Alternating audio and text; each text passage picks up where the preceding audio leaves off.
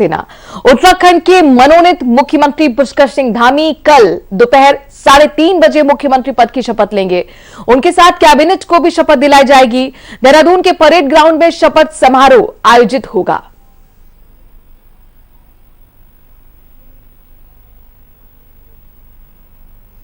तो उत्तराखंड के मुख्यमंत्री पुष्कर सिंह धामी को फिर से कमान मिली है। पुष्कर सिंह धामी होंगे उत्तराखंड के नए सीएम। पिछले कई दिनों से चल रहा सस्पेंस से आखिरकार पर्दा उठ चुका है। बीजेपी ने जिस चेहरे पर चुनाव जीता, लगातार दूसरी बार सत्ता हासिल की, आखिरकार हाईकमान ने उसी चेहरे पर अपनी मुहर लगाई है और पुष्कर सिंह धामी के सर पर सीएम का ताज पहनाया है।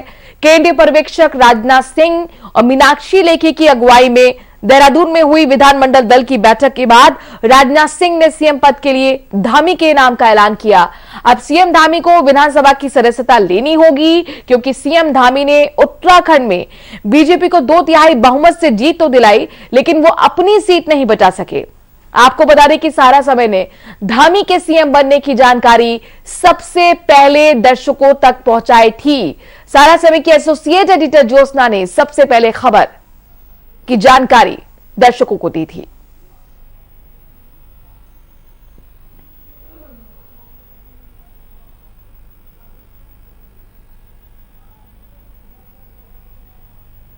बताइए, आज भारतीय जनता पार्टी उत्तराखंड विधायक दल की बैठक हुई और इसमें 47 के 47 विधायक उसमें मौजूद थे और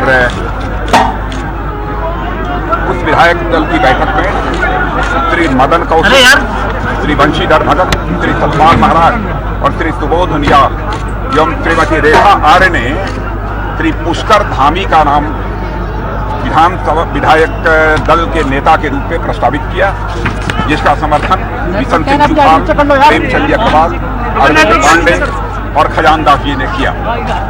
और उसके बाद मैंने कहा कि यदि और कोई भी नाम हो तो आप उसे प्रस्तावित कर सकते हैं, लेकिन सारे के सारे 47 विधायकों ने बिल्कुल करतल ध्वनि से श्री पुष्कर धामी का समर्थन किया। इसीलिए अंत में मैंने पुष्कर धामी को विधायक दल के नेता के रूप में निर्वाचित होने की घोषणा की। सर, आप लगातार धामी को धाकड़ के रूप में देखते रहे हैं, आपने तमाम रैलियों में कहा है, आपको लगता है कि अब जो विकास की गति है उत्तराखंड में? मैं पुष्कर धामी को अपनी तरफ से बधाई देता हूँ और मुझे पूरा विश्वास है कि इनके नेतृत्व में उत्तराखंड तेजी के साथ विकास करेगा। उधम सिंह नगर के खटीमा में बीजेपी कार्यकर्ताओं ने फिर से पुष्कर सिंह धामी को उत्तराखंड का मुख्यमंत्री बनाए जाने पर ढोल नगाड़े बजाकर खुशी का इजहार किया। इस दौरान पदाधिकारी कार्यकर्ताओं ने शीर्ष नेताओं को धन्यवाद भी दिया है, साथ ही पुष्कर सिंह धामी को बधाई दी।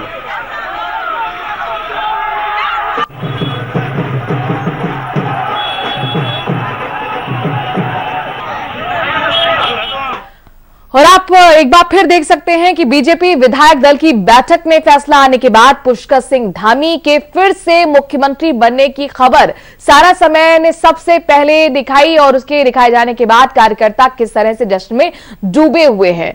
तो धामी के सर पर ताज सजा है, जश्न का माहौल उत्तराखंड में बना हुआ है। खास तौर पर उधम सिंह नगर के खटीमा, जहां से खुद पुष्कर सिंह धामी आते हैं, वहां की तस्वीरें आप दिखा रहे हैं। हर तरफ आपको बीजेपी के झंडे दिखाई नजर आ रहे होंगे। इसके साथ ही अपने दर्शकों को बता दें कि ढोल नगाड़े भी बजाए हैं, कार्यकर्ताओं ने अपनी खुशी का इजहार किया है।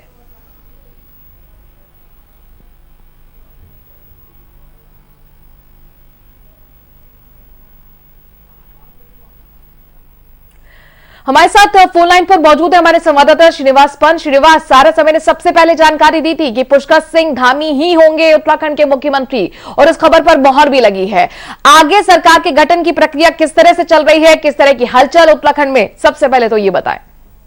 बिल्कुल, आपको बताना चाहूंगा 12वें मुख्यमंत्री के रूप में पद एवं गोपनीयता की शपथ उत्तराखंड के 12वें मुख्यमंत्री के रूप में पुष्कर सिंह धामी कल राजधानी देहरादून के ऐतिहासिक परेड ग्राउंड में लेने वाले। इस वक्त मनोराज, मैं शहीद स्मारक देहरादून जो कचहरी परिसर है वहां पर मौजूद हूँ और यहाँ पर मुख्यमंत्री यानी कार्यवाहक मुख्यमंत्री के तौर पर पुष्कर सिंह धामी पूरी फ्लीट के साथ यहाँ पर पहुंच चुके हैं और सबसे पहले वो शहीद स्मारक पर शहीदों को नमन करते हुए अपने इस दूसरे कार्यकाल की शुरुआत करने जा रहे हैं। और खबर ये भी आ रही है कि इंद्रमणि बड़ोनी और पंडित दीनदयाल उपाध्याय जी की प्रतिमा पर भी माल्यार्पण करते हुए पुष्कर सिंह धामी आगे बढ़ेंगे। यानी कुल मिलाकर के सबसे पहले आंदोलनकारियों का सम्मान, आंदोलनकारियों की भावनाओं का सम्मान करते हुए जो शहीदों ने जिस प्रदेश को बनाने का सपना देखा था, उस सपने को पूरा करने के लिए पुष्कर सिंह धामी बाकायदा डबल इंजन की सरकार में उन काम को ग्राउंड पर उतारने का काम करेंगे। और जहां तक संभावित सरकार का सवाल है कि कल जब ऐतिहासिक कार्यक्रम किया जाएगा, उसके समय में भी तब्दीली दिखाई दे रही है। सुबह 11 बजे का पहले प्रोग्राम था,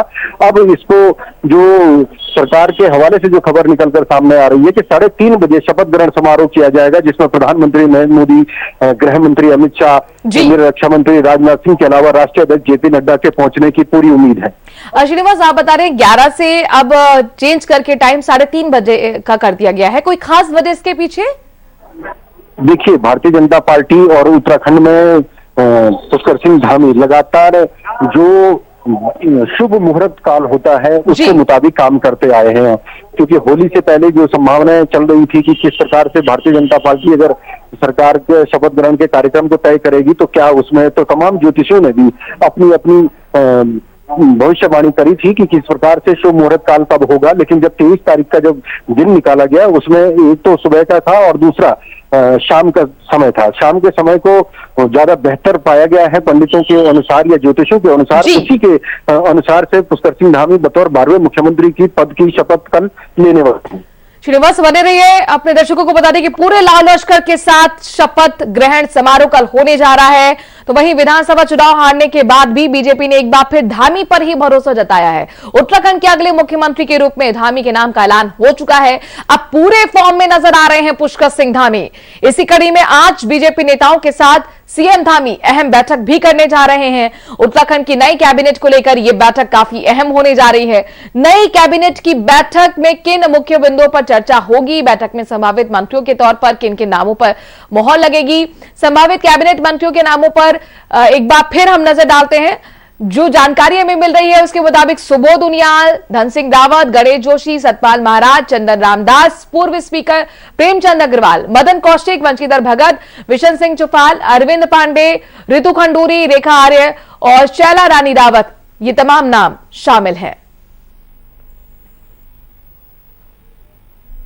एक बार फिर हमारे संवाददाता श्रीनिवास पंत हमारे साथ जुड़ गए हैं, सीधे श्रीनिवास का रुख करते हैं। श्रीनिवास, आपने ही जानकारी दी थी कि संभवतः ये नाम हो सकते हैं कैबिनेट में, क्या इसमें थोड़ी बहुत तब्दीली आपको नजर आ रही है और क्या माना जाए कि 2 महिलाओं को इस बार कैबिनेट का हिस्सा बनाया जाएगा? बिल्कुल, देखिए, उत्तराखंड में भावी सरकार पार्ट 2 का जो कार्यकाल है वो कल से शुरू हो जाएगा शपथ ग्रहण के बाद। उसके बाद मंत्रियों को बनाने की प्रक्रिया शुरू हो जाएगी। हालांकि खबर ये भी निकलकर सामने आ रही है कि पुष्कर सिंह धामी के साथ 4 बड़े मंत्री भी पद एवं गोपनीयता की शपथ ले सकते हैं। रहा सवाल उसके बाद मंत्री बनाने का, तो मंत्री बनाने के लिए रेखा आर्य जो कैबिनेट मंत्री रही है पिछले सरकार में, उनका बनना तय है। लेकिन जहां तक ऋतु खंडूरी या शैला रानी रावत का सवाल है, उनके संभावित नाम में उनका नाम आ सकता है। लेकिन ये तय है कि रेखा आर्य मंत्री बनेंगी। लेकिन जो यशपाल आर्य कांग्रेस में जा चुके हैं भारतीय जनता पार्टी से छोड़ करके, उनके स्थान पर चंदन रामदास को, क्योंकि वो काफी बार के विधायक हैं तो उनको कुमाऊं मंडल से ताल्लुक रखते हैं, दलित हैं, और ऐसे में उनको कैबिनेट मंत्री में लिया जा सकता है। दूसरा बड़ा नाम है प्रेमचंद अग्रवाल का। प्रेमचंद अग्रवाल क्योंकि विधानसभा के अध्यक्ष रह चुके हैं पिछले कार्यकाल में और बेहतर विधानसभा के कार्यवाही का संचालन उन्होंने किया है, उसी के पारितोषिक के तौर पर उनको कैबिनेट में मंत्री के पद पर लिया जा सकता है। प्रोटेम स्पीकर वंशीधर भगत को एक बार उत्तराखंड विधानसभा अध्यक्ष की जिम्मेदारी दी जा सकती है। भारतीय जनता पार्टी के प्रदेश अध्यक्ष मदन कौशिक को बाकायदा उत्तराखंड सरकार में धामी पार्ट 2 में कैबिनेट मंत्री बनाया जा सकता है। इसके अलावा सुबोध उनियाल उसी कड़ी में शामिल रहेंगे, गणेश जोशी उसी कड़ी में शामिल रहेंगे, डॉक्टर धन सिंह रावत उसी कड़ी में शामिल रहेंगे, अरविंद पांडे उसी कड़ी में शामिल रहेंगे, विशन सिंह चुफाल उसी कड़ी में शामिल रहेंगे। तो ये पूरी एक संभावित कैबिनेट उत्तराखंड सरकार की हो सकती है। कुल मिलाकर श्रीनिवास, ये कैबिनेट इसीलिए भी अहम है क्योंकि 2024 को देखते हुए जो तमाम परियोजना है, जो योजना है, जमीन पर उतारने का काम इन्हीं कैबिनेट मिनिस्टर्स के कंधों पर रहेगा। बिल्कुल, ये सबसे बड़ी बात है। 2024 का ही वो रण होगा कि जो तय करेगा कि क्या धामी शासन वाकई में 5 साल पूरा करेगा या 5 साल से पहले ही दम तोड़ देगा। क्योंकि उत्तराखंड की नीयत रही है, उत्तराखंड में मुख्यमंत्री को बदलने की परिपाटी भारतीय जनता पार्टी ने शुरू की थी और इसी का खामियाजा तमाम नेताओं को भुगतना पड़ता है। भले ही पार्टी ये जरूर कहती है कि हम अपने कार्यकर्ता के तौर पर जो जिम्मेदारी देते हैं उसका निर्वहन उनको करना पड़ता है, जब जहां पर जिसका इस्तेमाल होगा वो किया जाएगा। लेकिन ये सच है कि 2024 में 5 लोकसभा सीटें अगर भारतीय जनता पार्टी के खाते में जाती हैं तो जाहिर सी बात है धामी पार्ट 2 में और वजन पड़ेगा और उनके मुताबिक डबल इंजन की सरकार का लाभ ग्राउंड पर दिखता मिलेगा। लेकिन अगर कहीं पर भी किसी भी चुनाव में थोड़ा सा कमी रह जाती है या किसी चुनाव में जो उम्मीद है उम्मीद के अनुरूप नतीजे नहीं आ पाते हैं तो जाहिर सी बात है एक बार फिर से मंथन हो सकता है।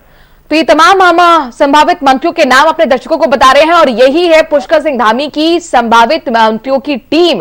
और ये पुष्कर सिंह धामी की जो टीम जितनी स्ट्रांग होगी माना जाएगा उनका शासन उनका कार्यकाल भी उतना ही स्ट्रांग होगा। 2024 को देखते हुए किसी तरह की कोई रिस्क यहां पर मोदी सरकार नहीं लेना चाहती। मोदी और शाह पहले ही इन तमाम नामों पर चर्चा कर चुके हैं। श्रीनिवास, आपसे ये जानना चाहेंगे क्या इनमें से कोई ऐसा चेहरा है जो चौंकाता है और तमाम जो पुराने नेताओं को भी एक बार फिर तरजीह दी गई है जो कैबिनेट का हिस्सा रहे हैं, कुल मिलाकर किस तरह की क्वेश्चंस आपको नजर आई हैं जातीय या फिर क्षेत्रीय समीकरण के लिहाज से? देखिए मनोराज, गढ़वाल जोन और कुमाऊं जोन जी दोनों का सामंजस्य बनाना बेहतर है। यानी अगर मुख्यमंत्री कुमाऊं से है और तो गढ़वाल से 5 मंत्री देना बेहद जरूरी है। गढ़वाल से 5 मंत्री का तात्पर्य हो गया कि सुबोध उनियाल, सतपाल महाराज, डॉक्टर धन सिंह रावत, 3 मंत्री तो सीधे सीधे तौर पर आ गए। और उसके बाद देहरादून जिले से गणेश जोशी को लेते हैं तो 4 मंत्री हो गए और ऋषिकेश से प्रेमचंद अग्रवाल को लेते तो 5 मंत्री हो गए। गढ़वाल जोन पूरा हो गया। अगर कुमाऊं की बात करते हैं तो कुमाऊं में अरविंद पांडे, रेखा आर्य और पुष्कर सिंह धामी यानी 3 मंत्री, मुख्यमंत्री समेत 3 मंत्री और चंदन नामदास, क्योंकि यशपाल आर्य दलित थे और वो चले गए तो एक दलित चेहरा कैबिनेट में लिया जाएगा। तो कैबिनेट में लाने के लिए चंदन नामदास एक बेहतर हो सकते हैं सीनियरिटी के हिसाब से। हालांकि देहरादून में खजान दास भी हैं, उनका नाम भी हो सकता है, पूर्व कैबिनेट मंत्री रह चुके हैं, लेकिन चंदन नामदास खजान दास के मुकाबले ज्यादा स्ट्रांग है और कुमाऊं से ताल्लुक रखते हैं। तो जातीय समीकरण के साथ साथ क्षेत्रीय समीकरण साधते हुए चंदन नामदास को मौका मिल सकता है। इसके अलावा बिशन सिंह चुफाल कुमाऊं से है तो यानी ये बैलेंस बनेगा। हरिद्वार जिले से एक मंत्री की जो प्रक्रिया रहती है, स्वामी यतीश्वरानंद पिछली कैबिनेट में थे लेकिन वो अब चुनाव हार चुके हैं, तो ऐसे में मदन कौशिक का मंत्री बनना लगभग तय है और हरिद्वार जिले का प्रतिनिधित्व भी हो जाएगा। तो यानी गढ़वाल और कुमाऊं के अलावा जातीय समीकरण साधते हुए कैबिनेट का विस्तार किया जाएगा, जो संभावित हमने सूची दर्शकों के सामने रखी है। श्रीनिवास, एक चीज आपसे समझना चाहेंगे, चूंकि पिछली बार अगर हम देखें तो एक कैबिनेट में जगह खाली रखी गई थी, उस पर काफी दिनों तक लगातार इंतजार की स्थिति ही बनी रही। क्या इस बार फुल कैबिनेट हमें देखने को मिलेगी? बिल्कुल। देखिए, जब धामी पार्ट 1 की शुरुआत हुई थी तो उत्तराखंड सरकार के जो तमाम राज्य मंत्री थे उनको कैबिनेट मंत्री का दर्जा दिया गया, यानी वो कैबिनेट मंत्री बनाए गए। यानी उत्तराखंड में कोई भी राज्य मंत्री नहीं था, सभी कैबिनेट मंत्री बनाए गए और यही कारण था कि विधायकों और मंत्रियों के बीच में पुष्कर सिंह धामी की छवि एक बार मजबूत तरीके से आगे बढ़ी थी। यानी विश्वास जो अविश्वास था उसको विश्वास में उन्होंने तब्दील किया था। अब ये यकीन मानिए कि उत्तराखंड में फुल फ्लैश कैबिनेट आएगी। अगर किसी को राज्य मंत्री का दर्जा देने की बात भी होगी या राज्य मंत्री बनाने की बात भी होगी तो एक को मौका मिल सकता है, लेकिन ज्यादातर हिस्से में अगर सोचें या आकलन करें तो कंप्लीट कैबिनेट पूर्ण रूप से होगी और कैबिनेट मंत्री होंगे। जी, अब श्रीनिवास ये भी बताइए, क्योंकि जाहिर तौर पर आप लगातार खबरों को फॉलो अप कर रहे हैं, कैबिनेट का गठन कैसा होगा, सरकार का स्वरूप कैसा होगा, इसको लेकर लगातार हमें अपडेट सुबह से दे रहे हैं। क्योंकि हलचल इस वक्त सबसे ज्यादा बढ़ी हुई है देहरादून में। ये जो कैबिनेट है इसमें कितनी झलक पुष्कर सिंह धामी की दिखती है? क्योंकि मेरे सवाल का आधार ये है कि पुष्कर सिंह धामी के जितने भी करीबी थे वो तो चुनाव हार चुके हैं। देखिए, आप ये मनोराज आपने बेहतर सवाल किया है और शायद सभी लोग इसका जवाब जानना चाहते होंगे, लेकिन मैं अपना अनुभव के आधार पर यह कह सकता हूं कि पुष्कर सिंह धामी चुनाव हारने के बाद भी उत्तराखंड के बाजीगर बन गए। यानी केंद्रीय नेतृत्व ने उन पर भरोसा जताया है। ये बात सच है कि कैबिनेट में उनकी किचन कैबिनेट का कोई भी सदस्य नहीं है और यही उनकी प्रमाणिकता होगी कि जिस हारे हुए व्यक्ति को कप्तान बनाया गया है उसको पार्टी के तमाम अलग अलग ध्रुवीकरण से ताल्लुक रखने वाले मंत्रियों को साध करके चलना होगा। और यही सबसे बड़ी प्रश्न तैयार हो जाएगा कि धामी अगर सबको साथ लेकर के सरकार चलाते हैं तो यही उनको एक बड़ा नेता बनाने में भूमिका निभाएगी।